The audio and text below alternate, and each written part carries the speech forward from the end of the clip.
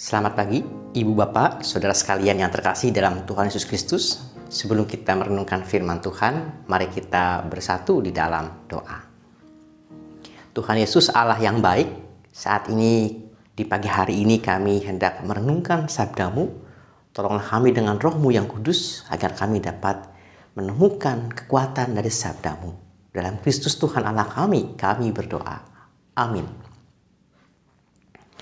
Pembacaan Alkitab pada kesempatan saat ini diambil dari Mazmur pasal 34 ayat 2-9. Aku hendak memuji Tuhan pada segala waktu. Puji-pujian kepadanya tetap di dalam mulutku. Karena Tuhan jiwaku bermegah, biarlah orang-orang yang rendah hati mendengarnya dan bersukacita. Muliakanlah Tuhan bersama-sama dengan aku. Marilah kita bersama-sama memasyurkan namanya. Aku telah mencari Tuhan, lalu Ia menjawab aku dan melepaskan aku dari segala kegentaranku. Tunjukkanlah pandanganmu kepadanya, maka mukamu akan berseri-seri dan tidak akan malu tersipu-sipu. Orang yang tertindas ini berseru dan Tuhan mendengar. Ia menyelamatkan dia dari segala kesesakannya. Malaikat Tuhan berkemah di sekeliling orang-orang yang takut akan dia, lalu meluputkan mereka. Kecaplah dan lihatlah betapa baiknya Tuhan itu. Berbahagialah orang yang berlindung padanya. Saudara-saudara yang dikasihi Tuhan, saat ini kita akan merenungkan tentang sebuah tema, yaitu maju kena, mundur kena. Pernahkah saudara mengalami sebuah keadaan seperti dalam sebuah ungkapan tadi, maju kena, mundur kena? Sebuah keadaan yang tidak menyenangkan, dapat berupa krisis. Ada begitu banyak bentuk. Ada kalanya kita dapat ada dalam sebuah keadaan sulit.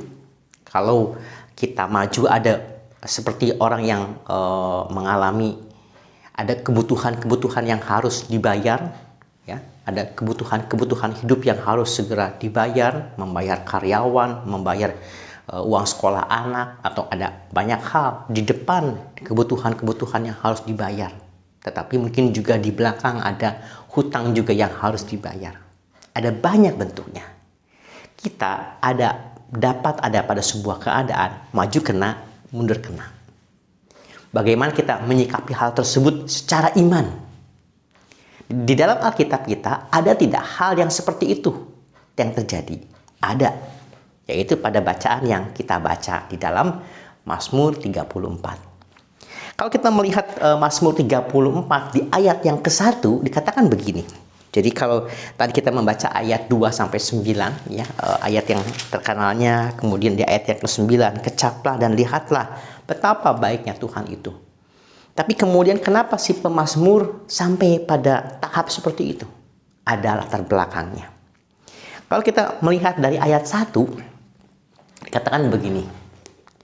Dari Daud, pada waktu ia pura-pura tidak waras pikirannya, di depan Abimelek, sehingga ia diusir, lalu pergi. Di dalam Mazmur pasal 34 ini merupakan sebuah refleksi dari pengalaman hidup Daud. Di ayat 1 dikatakan Daud sedang mengalami sebuah masalah. Apa masalahnya?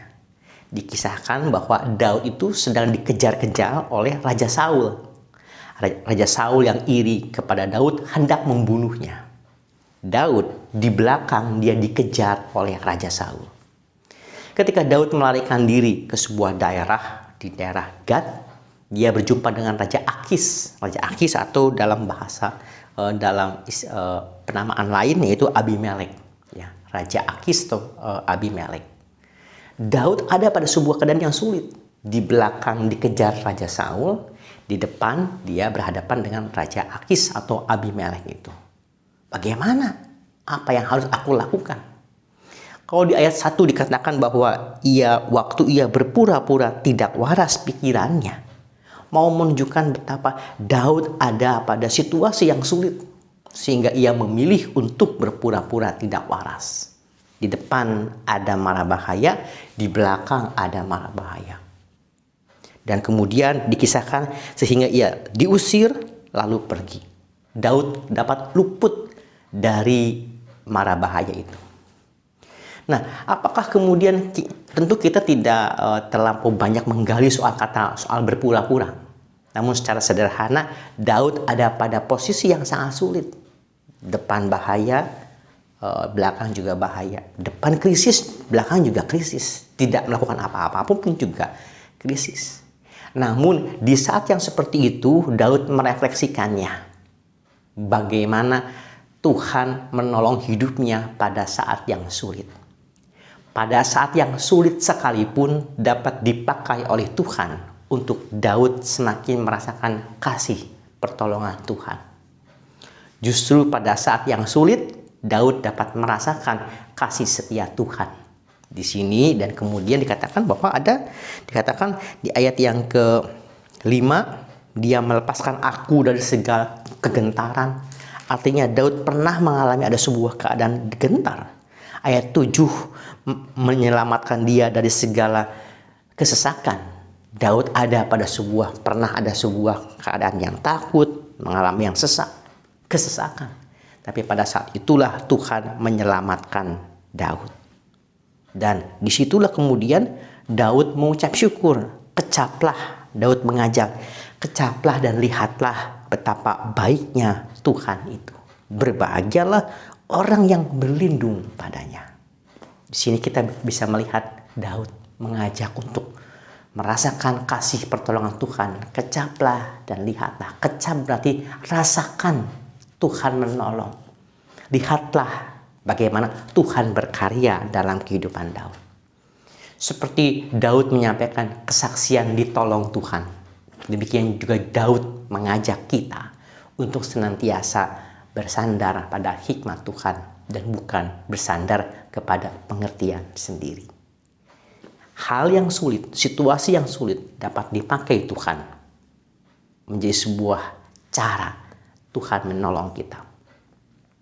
Suatu kali saya pernah mengalami sebuah saat yang sulit. Saya naik motor dari daerah Pantai Indah Kapuk mau ke arah Cengkareng. Kemudian motor yang saya tumpangi, yang saya kendarai itu bensinnya habis. Sehingga mogoklah motor yang saya kendarai itu. Dari situ kemudian saya berpikir siapa yang akan menolong saya? Apakah saya akan dorong terus motor ini? Di tengah situasi yang sulit ada satu orang bapak-bapak yang menawari pertolongan. Dek, motornya mogok, habis bensinnya, mari saya tolong. Bapak itu kemudian dengan kakinya mendorong motor saya, sambil juga saya mengendarai motor dan kemudian didorong sampai ke pom bensin terdekat. Dan saya akhirnya bisa kemudian tiba di pom bensin dan dapat diisi bensin motor saya itu. Dari pengalaman itu apa yang dapat saya refleksikan? Kalau saya tidak mengalami bensin yang mogok, motor yang mogok karena bensinnya habis, pertanyaan saya, bisa tidak saya berjumpa dengan seorang bapak yang baik itu? Jawabannya, tidak bisa. Saya tidak bisa berjumpa dengan bapak yang baik itu kalau saya tidak mengalami motor yang mogok. Krisis dapat dipakai sebagai cara Tuhan hadir menolong kita. Situasi yang sulit dapat dipakai menjadi sebuah cara Tuhan hadir dalam kehidupan kita, menolong kita. Seperti Daud, kecaplah dan lihatlah betapa baiknya Tuhan itu. Kita dapat semakin merasakan kebaikan Tuhan justru pada saat mengalami kesulitan. Ada sebuah lagu yang mengingatkan kita bagaimana mengecap kebaikan Tuhan, ya, yang terinspirasi dari Mazmur 34 ayat yang ke-9. Kecaplah dan lihatlah betapa baiknya Tuhan itu. Kecaplah dan lihatlah betapa baiknya Tuhan itu. Rasakan dan nikmati kasih setia Tuhan. Syukur padamu Tuhan. Lagu itu mau mengatakan sama yang terinspirasi dari Mazmur 34. Kecaplah dan lihatlah betapa baiknya Tuhan itu. Mari kita berdoa. Tuhan Yesus Allah yang baik. Dalam kehidupan kami ada saatnya kami berjumpa dengan berbagai kesulitan hidup, krisis, saat yang sulit. Bahkan kami dapat ada dalam sebuah keadaan maju kena, mundur kena. Namun kami mampukanlah belajar untuk semakin mengandalkan hikmat-Mu ya Tuhan, bukan dengan hikmat kami sendiri.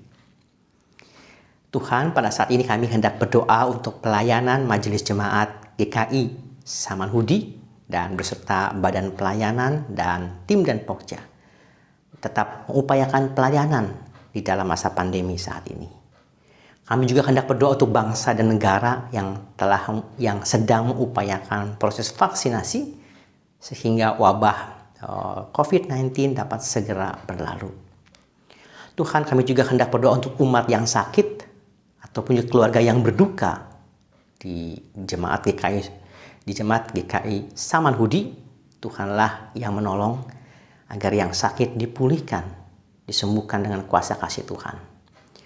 Tuhanlah yang menolong kami tetap berjuang di tengah situasi sulit pada saat ini. Dan kami hendak melandaskan segala upaya kami, usaha kami dengan hikmat daripada-Mu ya Tuhan. Di dalam nama Tuhan Yesus Kristus kami berdoa. Amin. Bagi Bapak Ibu yang memiliki pergumulan khusus dan ingin didoakan, bisa menghubungi rekan-rekan pendeta di nomor berikut.